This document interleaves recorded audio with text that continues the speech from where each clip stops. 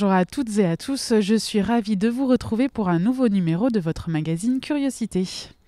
Vous le savez certainement, la bibliothèque des Dominicains de Colmar a fermé ses portes en juillet dernier pour se préparer à un grand bouleversement. En effet, en 2019, la bibliothèque deviendra un lieu aux vocations multiples, entre études, recherches et expositions de livres anciens. Mais avant que les travaux ne commencent et que les transformations s'opèrent, il faut libérer les salles de lecture et les réserves. Un travail de titan auquel se consacrent les équipes de la bibliothèque depuis plusieurs mois.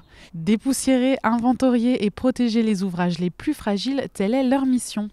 Pour vous la faire découvrir, TV7 a poussé les portes closes et vous emmène donc aujourd'hui dans les coulisses des Dominicains de Colmar.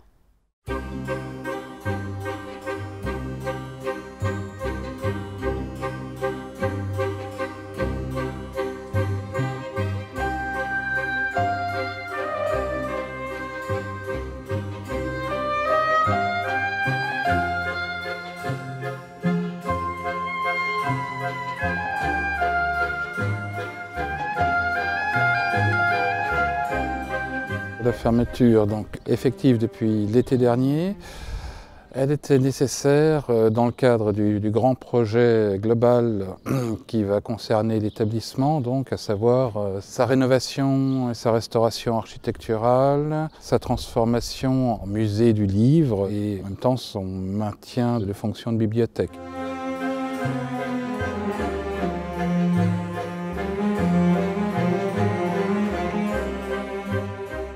Ça implique entre autres un déménagement intégral des collections pendant 2 ans, de la fin 2017 jusqu'à 2019. Et on ne déménage pas des ensembles aussi monumentaux comme ça.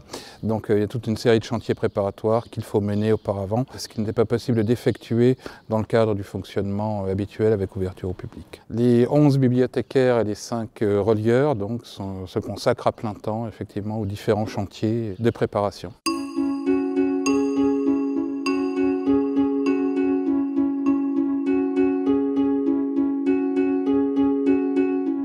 Ici, on est sur un chantier de déplacement d'une partie des collections qui est dans la réserve pour faire de la place aux manuscrits qui vont eux-mêmes subir un nouveau traitement de dépoussiérage et de mise en boîte en papier permanent, papier non acide, fait sur mesure.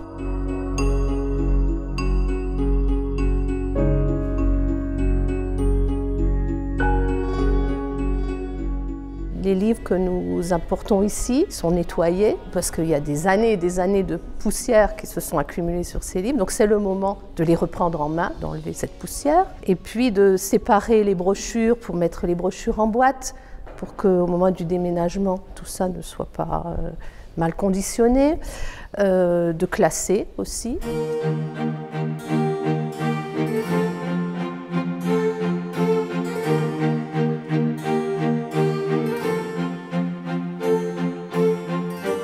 On a à peu près calculé qu'il y a 10 km linéaires de volume à préparer et à transférer. On va faire un récollement, un inventaire topographique de tous les livres et de l'emplacement où ils sont pour préparer justement leur implantation dans de nouveaux lieux de stockage. Voir ce qui manque aussi, profiter pour faire un inventaire des manques. Espérons qu'il n'y en aura pas beaucoup, mais c'est le moment de le faire sur l'ensemble des collections. C'est clair qu'on espère faire des trouvailles, parce qu'on n'a pas pris en main l'ensemble de ces 10 km, surtout dans les collections anciennes. Il est possible que ça nous permette de découvrir des choses.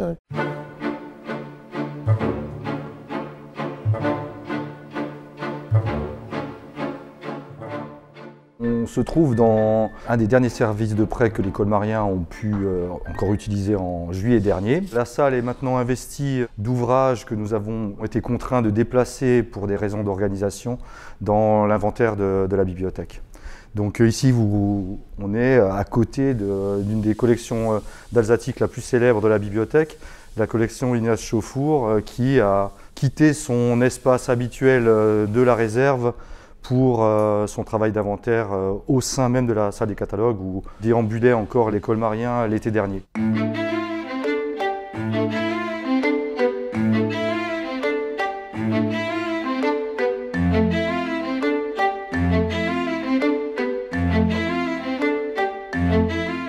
Inventorier toute la bibliothèque de Colmar, de la cave au grenier, c'est vrai, enfin, pour moi c'est une première et pour mes collègues aussi bien sûr. Et ça prend énormément de temps.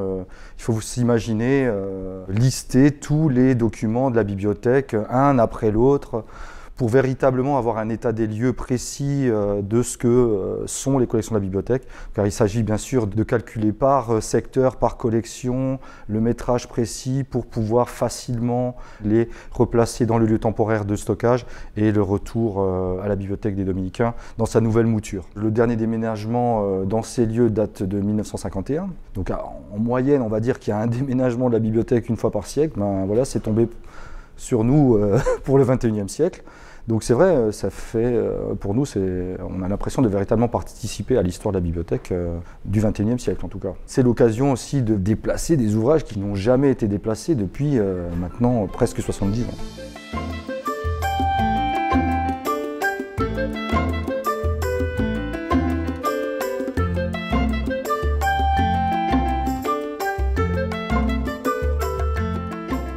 C'est effectivement quelque chose de stimulant qui nous permet de toucher nos collections, parce que beaucoup de notre travail est souvent assez intellectuel, hein, et de toucher chacun, d'avoir un accès direct à nos belles collections. C'est vrai que c'est un moment privilégié. On attend aussi le futur projet, c'est évidemment quelque chose qui nous tient à cœur maintenant, avec tout ce travail préparatoire qui est un peu fastidieux, il faut dire, mais avec quand même un bel espoir derrière.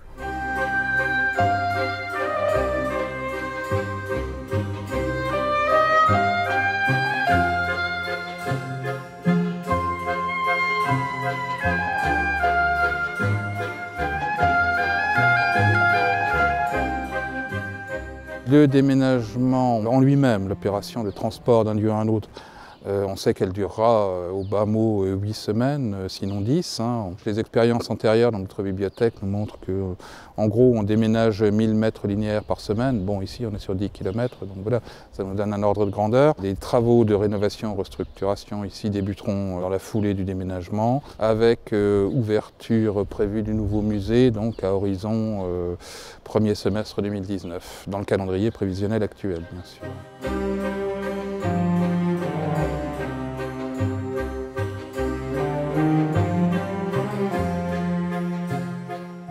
Le site s'appellera à horizon 2019 les Dominicains de Colmar, une histoire du livre de l'image. Le cloître sera toujours parfaitement accessible gratuitement aux colmariens, aux visiteurs, aux touristes.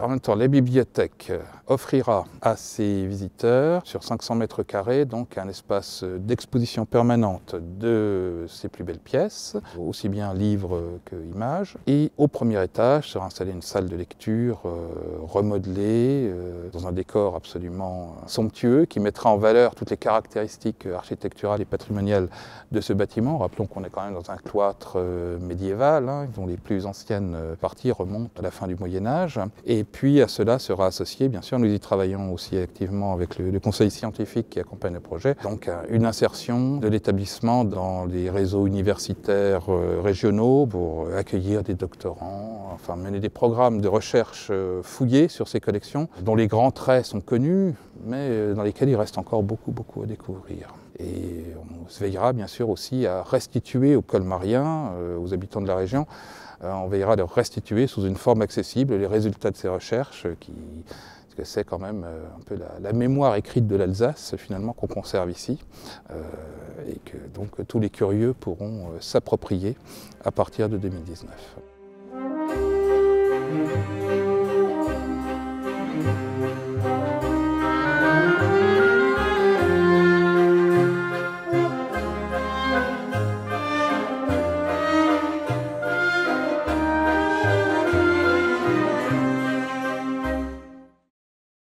Je vous rappelle que la bibliothèque des Dominicains de Colmar est actuellement fermée au public. Sachez néanmoins qu'un certain nombre d'ouvrages restent empruntables via le réseau des bibliothèques de la ville. Pour toute information, vous pouvez consulter le site internet suivant bibliothèque.colmar.fr. C'est ainsi que s'achève votre émission Curiosité, du moins pour aujourd'hui. Je vous donne rendez-vous la semaine prochaine pour découvrir l'objet du mois de mars au musée Unterlinden. En attendant, salut!